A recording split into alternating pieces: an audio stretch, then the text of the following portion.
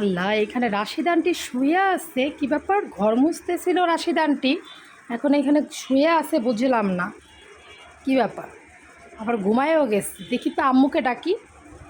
ফারজানা, ফারজানা, তাড়াতাড়ি ময়নাকে ডাকো। রাশিদ আপুর কি হয়েছে?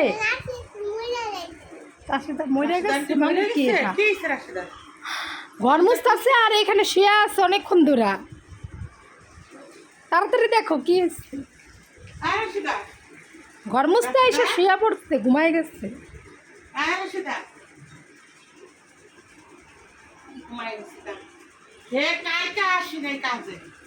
এত রক্ত গরমে,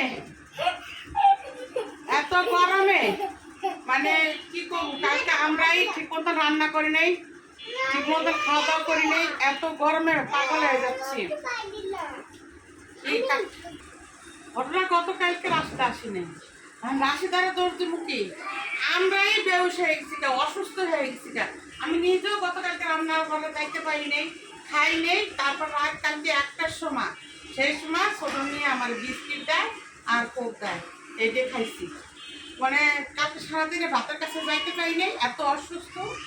আর রাশিদাও গতকালকে আসি নেই, এখন এই আজকে আইসে, দেখছে ঘরের পোলাপান আছে, এখন তো ময়লা ঘরের ভিতরে অনেক। এই কারণে ডাক করছি যে ওই যে রাখে দিছি পিস্তা চাদরটা তো সব কিছু রাখছি। তোমার শরীর ভালো হইলে যেদিন সেদিন তুমি দুইও, এর আগে তোমার দরকার নাই। কইছে হবে, ঠিক আছে, শরীর ভালো হইলে পরে তুমি মনে করতে হবে।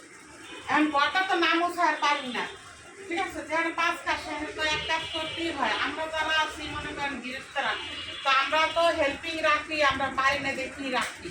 আপনারা অনেকে হয়তো বা মনে করতে পারেন যে আমরা কেন তাহলে রাখি, কি অসুস্থ পরেও রাখি কেন।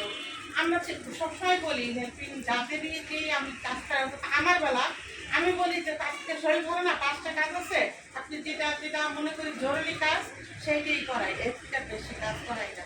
আর অত্যন্ত গরম পড়ছে, আসলে আপনারা একটু সবাইকে আমি উদ্দেশ্য করে বলবো, প্লিজ আপনারা সবাই একটু হেল্পিংয়ের দিকে খেয়াল রাখবেন। কারণ বেশি বেশি করে স্যালাইন খাওয়াবেন। আর যেখানে একটু কাজ বেশি আছে, যেটা কাজ না করলেই নয় সেটা করেন, আর অপেক্ষা করেন একটু বৃষ্টি পড়ুক।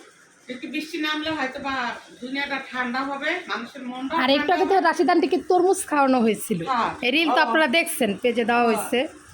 আর তারপরেও তার শরীরটা দুর্বল আসলে গরমে। আসার সাথে সাথে আমি তরমুজ দিচ্ছি ফ্রিজের থেকে বাইর করে, আমি কিছু রাখছি, তুমি তরমুজ খাও। তরমুজ খাইলে হয়তো বা একটু ভালো লাগতে পারে, এই কারণে তরমুজটা খাওয়াইছি।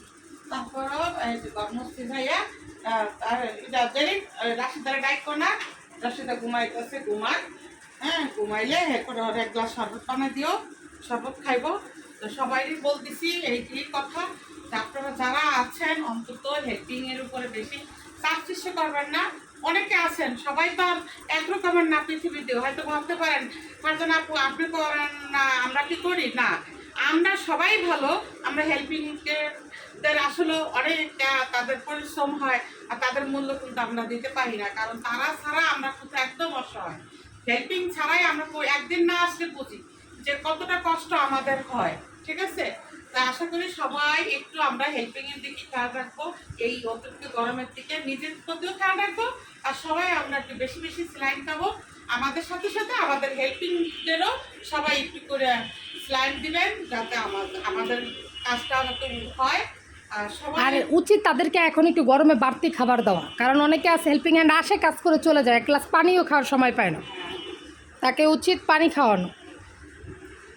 এখান দিয়ে শেষ করে দাও। কিভাবে আসলে খুবই ক্লান্ত, খুবই ক্লান্ত সে। এই যে বালতি, এখানে বালতি, এই যে ঘরমোছার এই যে কাপড় রান্না করি। আচ্ছা যাও ঘুমাক, একটা বালিশ দিবা নাকি? হ্যাঁ, রাস্তার একটা বালিশ দেওয়া লাগবো। চালি করি নেই, আমি রান্না করি আর ও রাস্তা ঘুমাক, 1 ঘন্টা ঘুমাক। পরে যদি ভালো লাগে তাহলে বাকি ঘরটা পরে মুছবে। আর খোলা পানি একটু মিশে লাগছিল, দরকার নেই, লাগছে একটু ঘুমাক, ডাকবো না।